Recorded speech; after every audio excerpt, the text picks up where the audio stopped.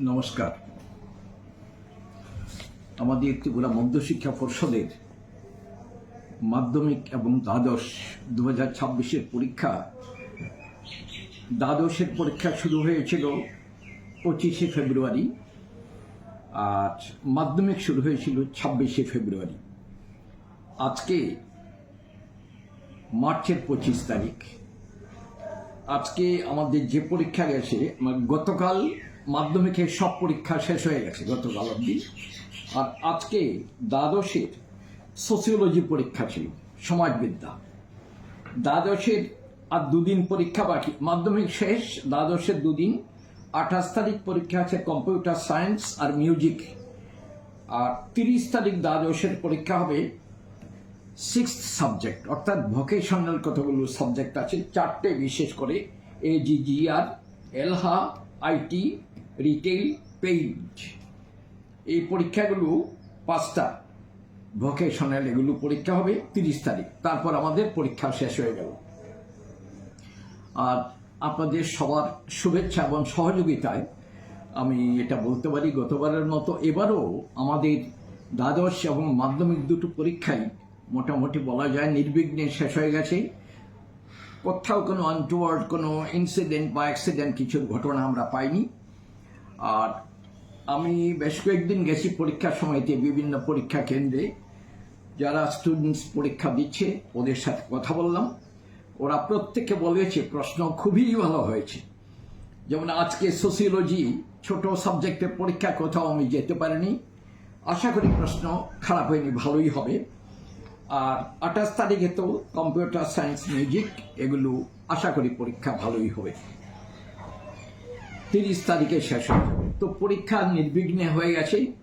আমাদের এবারকার পরীক্ষায় মাধ্যমিক পরীক্ষা দিয়েছে মোটামুটি না, মাধ্যমিকের টোটাল নাম্বার অফ এক্সামিনিস ছিল 32,184 জন, 32,184 ক্যান্ডিডেটস।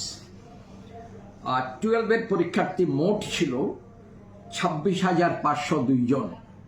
তো মাধ্যমিক এবং 12 দুটো মিলিয়ে 58,700 মতো, আর 58,700 ক্যান্ডিডেটস আমাদের মোট পরীক্ষা দিয়েছে।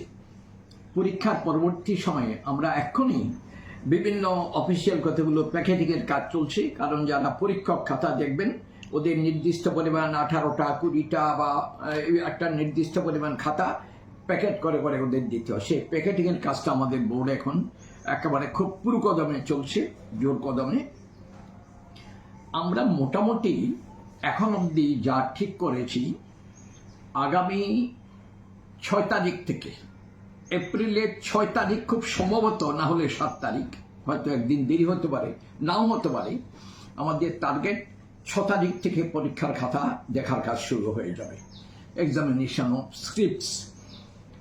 আর এই 2-1 দিনের মধ্যেই যত পরীক্ষক আছেন যারা খাতা দেখবেন, সম্মানিত মাস্টারমশাই, প্রত্যেকের নামে আমরা ওদের চিঠিপত্র পাঠিয়ে দেব খাতা দেখার জন্য। পরীক্ষা খাতা আপনারা সবাই জানেন 3টে পর্যায়ে খাতা এক্সামিন করা হয়। প্রথমত যারা এক্সামিনার থাকেন খাতাগুলো এক্সামিন করেন, তার পরবর্তী সময়তে খাতাগুলোকে স্ক্রুটিনাইজ করা হয়, স্ক্রুটিনি করা হয়। স্ক্রুটিনিয়ার বা স্ক্রুটিনাইজার থাকেন, ওরাই কাজটা করেন। তৃতীয় সর্বশেষ পর্যায়ে যিনি হেড এক্সামিনার থাকেন, উনি খাতাগুলো আবার একটু বুলিয়ে নেন, চোখ বুলিয়ে নেন। এগুলো খাতা দেখা শুরু হবে। আমাদের লক্ষ্য 20 থেকে 25 দিন সময় লাগতে পারে খাতা দেখতে। 6 তারিখ যদি শুরু করতে পারি তাহলে আমরা এপ্রিলের মধ্যে খাতা দেখা শেষ হয়ে যাবার কথা। তবে একটা ব্যাপার আমরা একটু আতঙ্কিত, আপনারা প্রত্যেকে জানেন আগামী 12 তারিখ সম্ভবত নির্বাচন হবে, এডিসির। সেই নির্বাচনেতে আমাদের অনেক স্কুলের মাস্টারমশাই অনেকেই ব্যস্ত হয়ে পড়বেন। তো ওরা কতজন ইলেকশন ডিউটিতে পড়বেন এখনো আমাদের জানা নেই। তো তাদের জন্য একটু দুশ্চিন্তায় আছি, এবার পরীক্ষার খাতা এক্সামিন করাটা একটু দেরি হয়ে যেতে পারে। আর গতবার যতটা টোটাল নাম্বার অফ স্ক্রিপ্টস ছিল, যতজন পরীক্ষার্থী ছিল, এইবার প্রায় 8,500 খাতা আমাদের বেশি আছে গতবারের চেয়ে। আর এই ইলেকশনের জন্যে গতবার রেজাল্ট আউট করেছিলাম ত্রিপুরা মধ্যশিক্ষা পর্ষদের রেজাল্ট আউটের ডেটের দিক থেকে দ্যাট ওয়াজ এ রেকর্ড। গতবার 30শে এপ্রিল রেজাল্ট আউট করেছিলাম। এবারও টার্গেট করেছিলাম এমনই করব, কিন্তু সামনে এডিসি ইলেকশনে আমাদের যারা খাতা এক্সামিন করার জন্য যাদের দায়িত্ব দেব, অনেকেই যদি দায়িত্বে এনগেজ হয়ে পড়েন, ব্যস্ত হয়ে পড়েন, তাহলে খাতা দেখা একটু দেরি হতে পারে। আমাদের টার্গেট যেটা রেজাল্ট ডিক্লারেশন করার, সেটাও হয়তো খানিকটা বিলম্বিত হতে পারে।